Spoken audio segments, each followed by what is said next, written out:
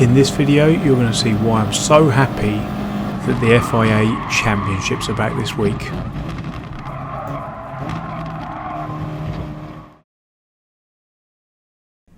Hey guys, and welcome along to another video. If this is your first time here and you are watching all sorts of sim racing related stuff, subscribe now and click the bell icon so you get notified of every video I upload and you don't miss a thing. In today's video we've got two races around Suzuka in Group 4. This is daily race B, so we've got 4 laps, and as I say, I'm in the Audi TT, and most of you would be thinking, why are you in the Audi TT?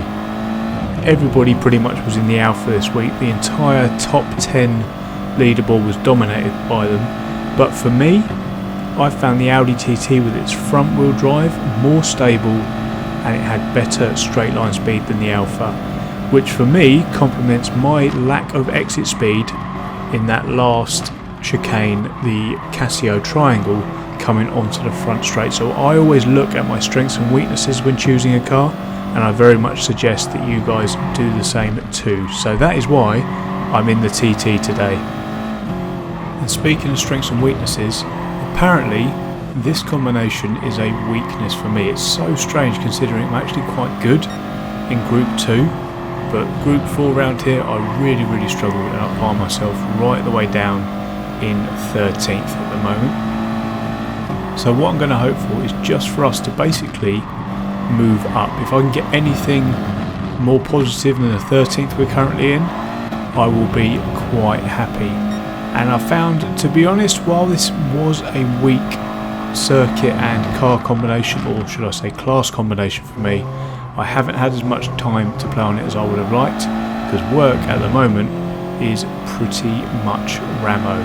I mean, I know some of you probably think, oh, is he not a full-time Gran Turismo YouTuber? Absolutely not.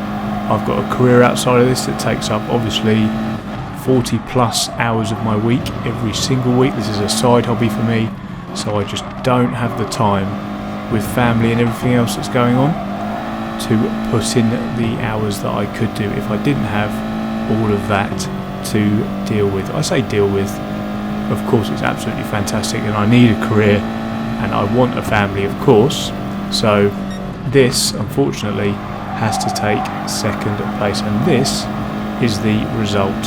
But we can do what we can here. We're going to go up the inside here of this Peugeot down into the Casio triangle. A clean move there, some decent driving by him as well by not turning in on me. So we're actually up as we come across the line to start lap number 2, one place from where we started. So due to the lack of practice and qualification, due to the other, and to be quite honest, higher priorities in my life at the moment, we're finding ourselves in the mid-pack. I'm down to 40,000 in terms of driver rating. At my peak, to put it into perspective, I was at 53, but I think that was because of favourable track and circuit combos for me, so it may have been inflated. But I'm down at 40,000 at the moment, and this lack of qualification and practice is going to lead to me making mistakes like the one you are going to see very shortly. So we've come out the S's and coming up to Dunlop here.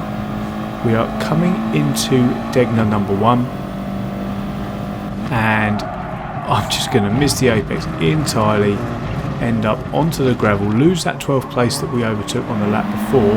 We're also going to lose 13th and 14th. So now, I hate to say it, we are absolutely dead last. Now I haven't said that one for a while, but at least it means things cannot get worse than this.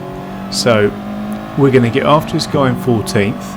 I'm fairly confident we'll be able to get past him. We've got past him with the qualification that we put in. We actually started on the grid ahead of him, so we should have some time and a bit of pace to get past him. So coming down into Spoon here, we're just going to try and get on the power. I'm going to run a little bit wide, but should be able to get onto the power a little bit earlier than him. We're both in identical cars as well, so we should have a run on him down into 130R. Now 130R is not a very safe overtaking place here at Suzuka, so I'm going to pull out of it here.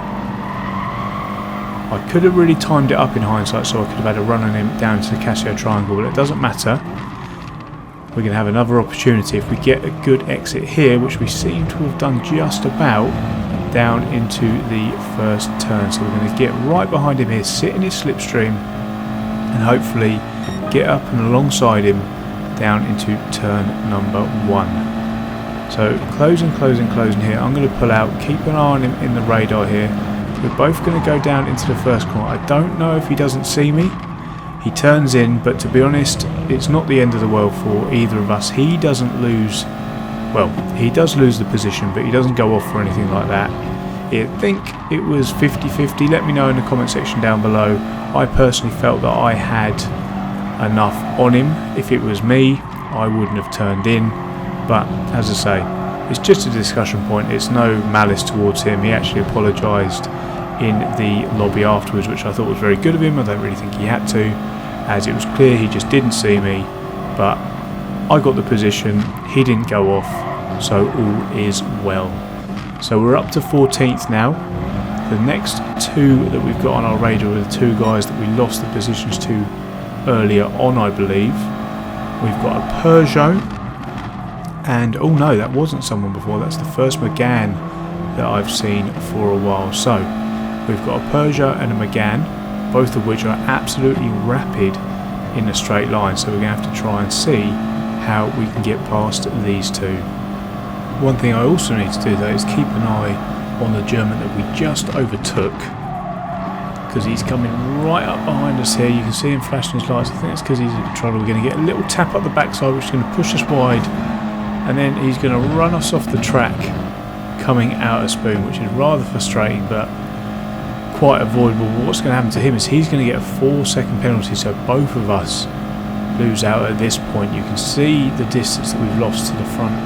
Well, those two that were in front of us have also caught up to 2 others, so 4 potential guys we have lost contact with. Very frustrating, but the nature of these daily race Bs. You can see the Portuguese guy here in another TT.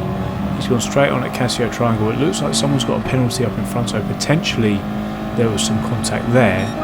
So hopefully these guys will all, as you can see them side by side up in front, battle, and we can take that couple of seconds out of them that we need to catch up to them. So they're still side by side looking up ahead. The 2 green cars there, I think it's a TT and the Megane we saw earlier, and we are catching them. So we're 1.7 seconds behind now as we weave our way here through the S's. Still catching. You can see visually the distance now. They formed a single file there at this point now, but they should continue to battle as we get closer and closer. So you can see now we're really quite close, coming into the first of the Degnas. Degna 1, get that turn in right there.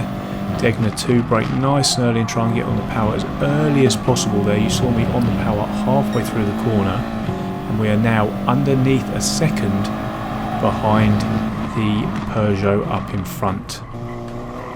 Keeping it nice and tight here, coming out of the hairpin. We get a decent run out of the hairpin, but we're still losing time to the guys up in front. So as more of the lap disappears, my attention begins to turn to the guy at the front of the pack who has got the penalty. I'm going to try and stay within, well, it's not going to be 4 seconds because I anticipate he's either going to get rid of the penalty coming down this straight here or on the final part of the circuit by slamming on his brakes just before the start finish line. But it doesn't look like he's going to pull over there, so it looks like it's going to be a start finish line slam on your brakes job. So what that means for us is I've got to try and get as close to him as possible, ideally within those 4 seconds, but really within about 2. So I'm going to brake as late as I can here. Keep your eye on the TT, the darker of the green cars up in front here. He's going to go to the inside, slam on his brakes. As we come across the line, he's just going to burn it and just get across in front of us. So we come home in 13th. Moving on to race number 2 now. Here you can see why I chose the TT over the Alpha. Whilst more nimble, the TT has just got the grunt in the straight line. So we're going to go down the outside of this guy into turn 1. He's going to not allow us that. Again, probably biased because it's me, but I did feel that I was ahead at that point, so he probably should have got out of it, but it doesn't matter. Again, no harm to us there. He's lost a bit of time, as you can see, which is disappointing, and I'm sorry for that, but we are now up into 11th. And whilst the Alpha was super nimble through these areas like the S's, coming down into the hairpin, the Casio triangle, etc, etc, I really just felt my strengths were not in the exit of the corner, so I needed that extra straight line speed with the TT to keep me relatively, I say the word relatively, competitive in this lower ranked field. Fast forwarding to the end of the lap here, keep your eyes up in front on the Spaniard in the TT. He's going to go straight on at the Casio triangle, which is going to give us an opportunity to get right behind him and then make the move as we start lap number 2.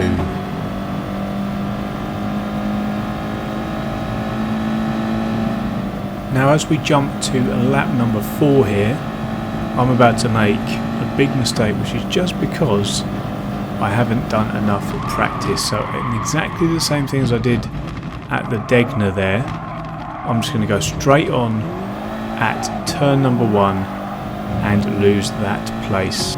But as I say, what can I expect?